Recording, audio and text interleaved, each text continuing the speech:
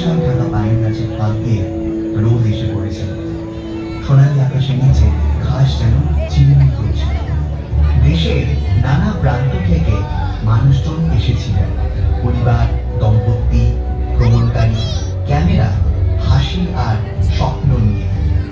শিশুরা বাতাসের সঙ্গে ছুটছিল, প্রেমিক প্রেমিকারা ছবি তুলছিল, মাঠ জুড়ে ছড়িয়ে পড়েছিল